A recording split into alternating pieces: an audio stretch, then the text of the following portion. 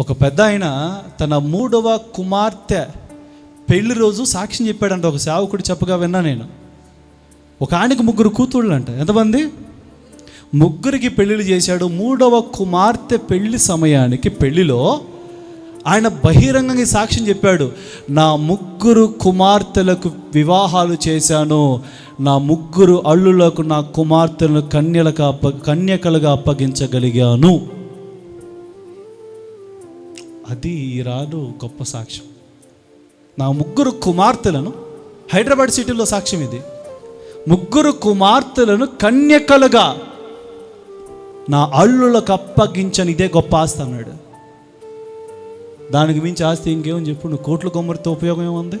Character లేకుండా, భక్తి లేకుండా. రోజు కాలేజీ స్కూల్కి పంపించేటప్పుడు ప్రార్థన చేసి పంపించేవాడు అంట. అయ్యా, నా బిడ్డల మీద ఏ దుష్టుడి కన్ను పడకూడదు, ఏ చెడ్డ చూపు పడకూడదు, వీళ్ళు దేనికి లోనవ్వకూడదని ప్రార్థన చేసి రోజు పంపించేవాడు అంట. ఆ సేవకుడు ఆ సాక్ష్యం చెప్పడం చాలా ఆనందం వేసింది నాకు. గొప్ప సాక్ష్యం కదా ఇది.